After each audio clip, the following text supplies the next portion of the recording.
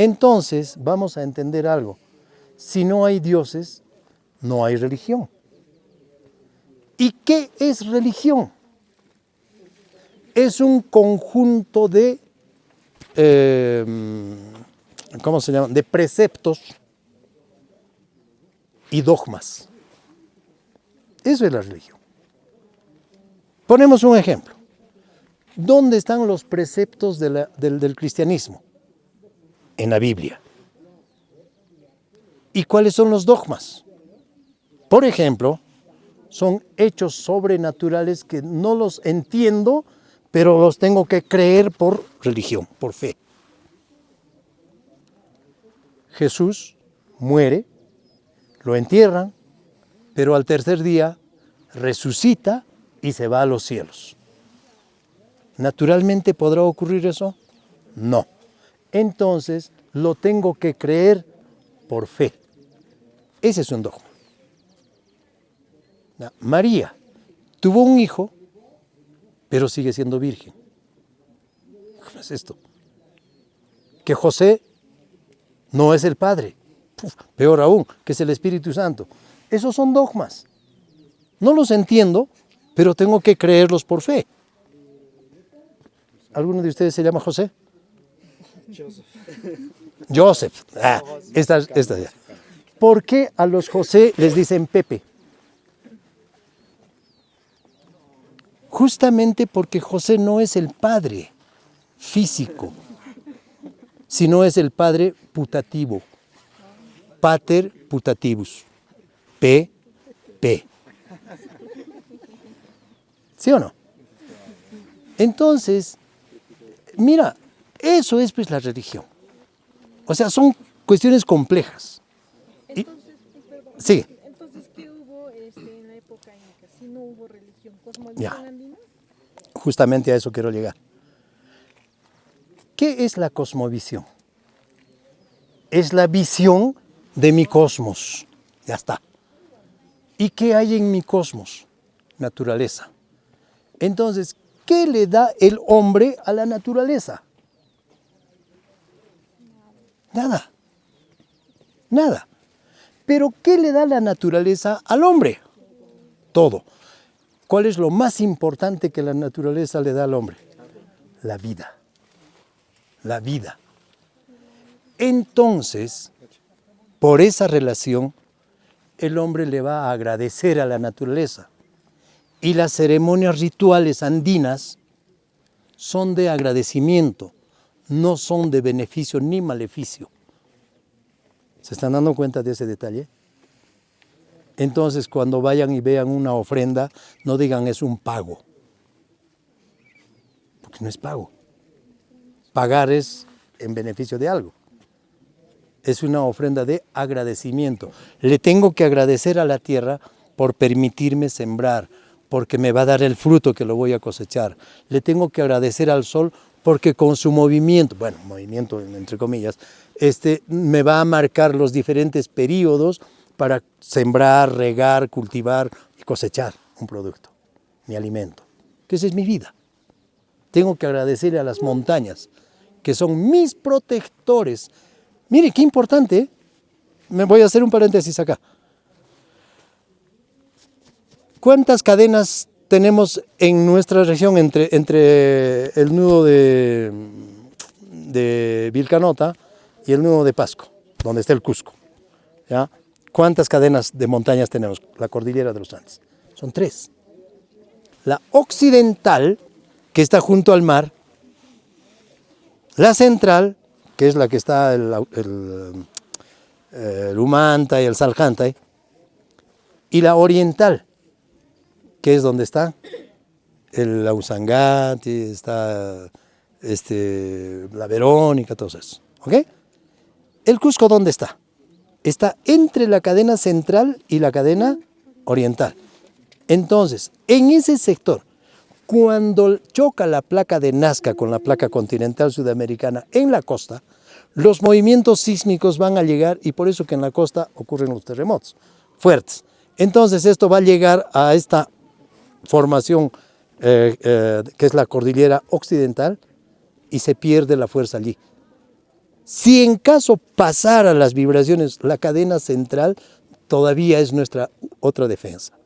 Por eso que en el Cusco no hay movimientos sísmicos de la magnitud o la temporalidad que hay en la costa.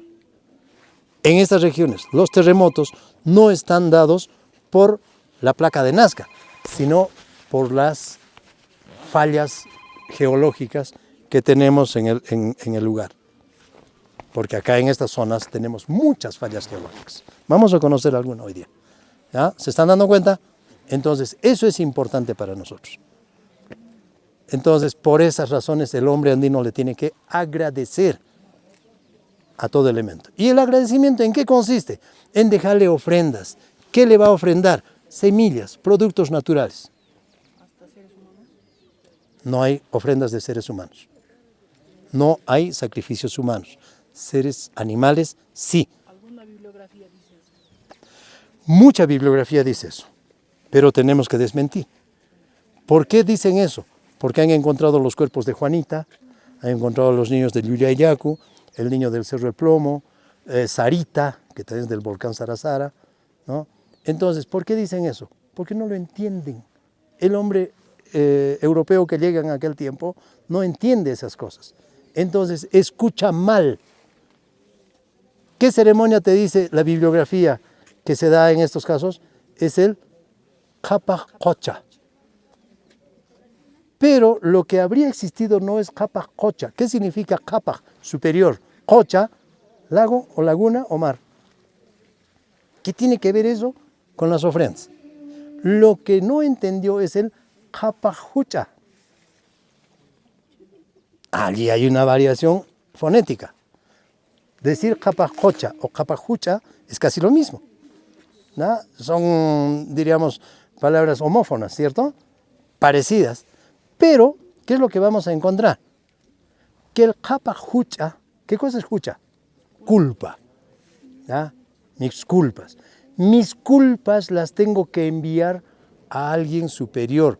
O mis culpas, porque voy a llegar a ser alguien superior, tengo que dejárselas para mis protectores. Entonces acá me remito un poco más atrás a las crónicas. Cuando se refieren al gobernante, ya estamos desmitificando la palabra inca.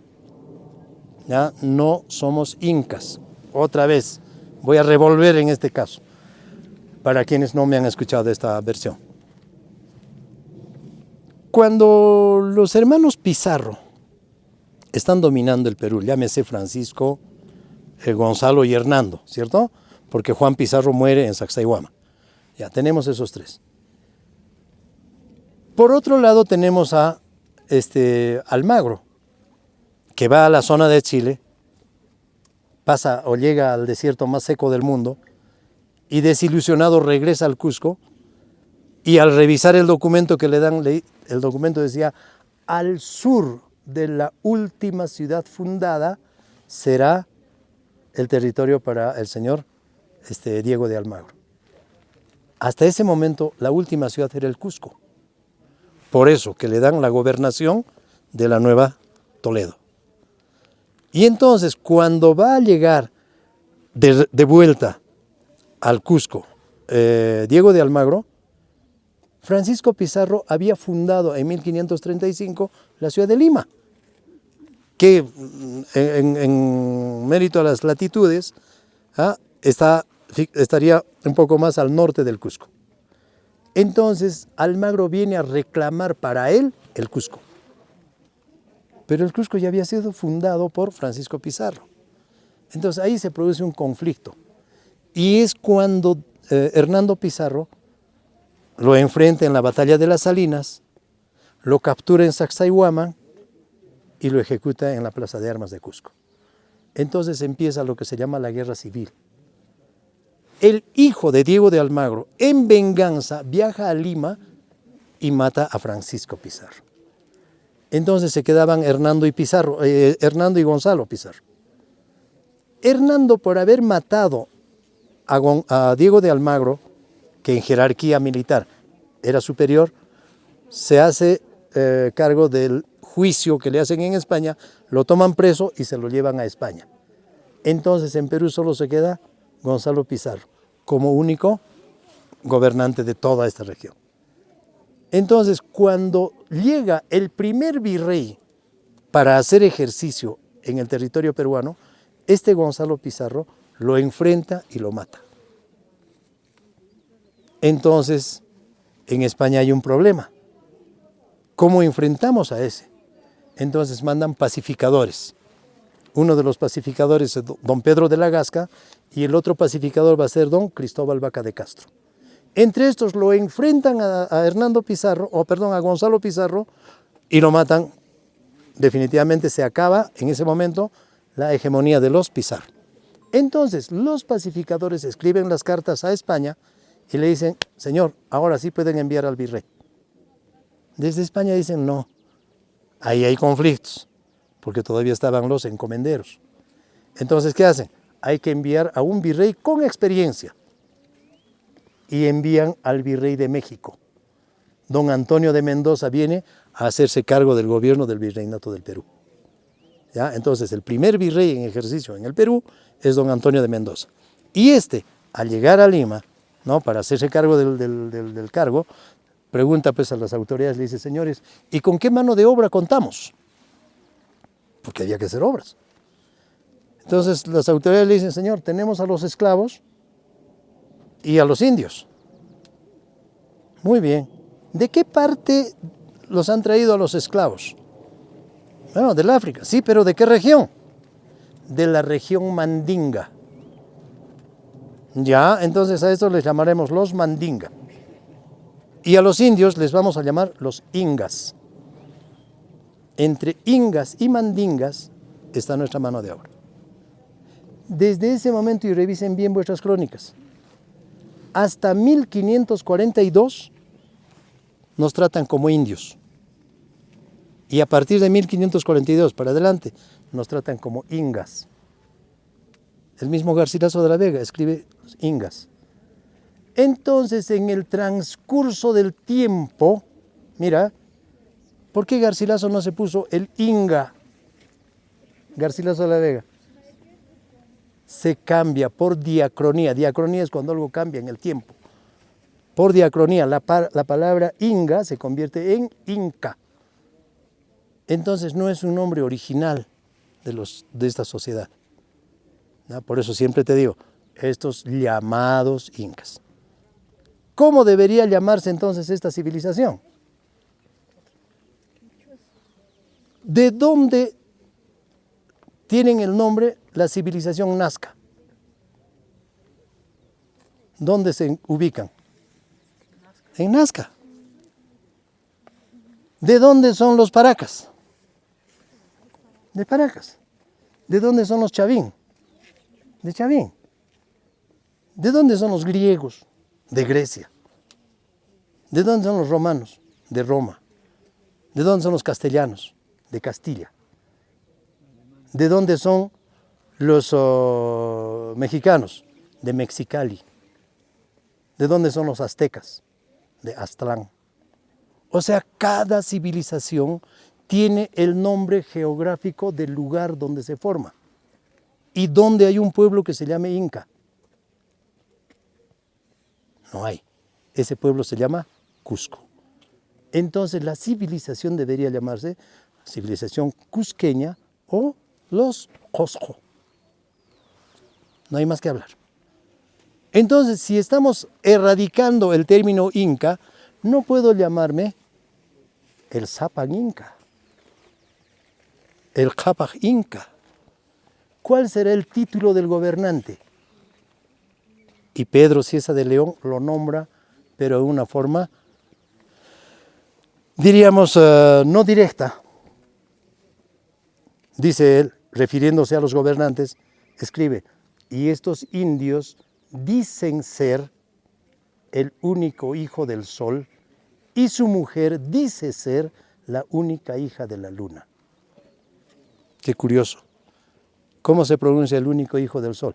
El Zapan Intij Churin, el único hijo del sol. ¿Y cómo será la única hija de la luna? La Zapan Quillaj Ususin. Entonces, esos títulos no son títulos terrenales, son títulos de una jerarquía mayor. Entonces, para el momento de su nombramiento, ellos tienen que hacer esto, dejar sus culpas de superiores, capa, hucha, a la coca. Coges un poco de coca. A ver, ¿qué defecto tendré? Por decirte, soy un ocioso. Y le cuento a la coca, mamá coca, soy un ocioso.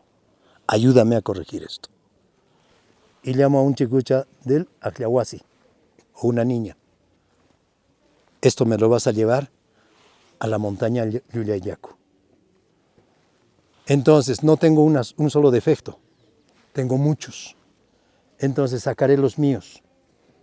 Luego, la que está utilizando la jerarquía de la única hija de la luna, también tendrá que deshacerse de todos sus complejos terrenales, porque va a asumir un cargo supremo.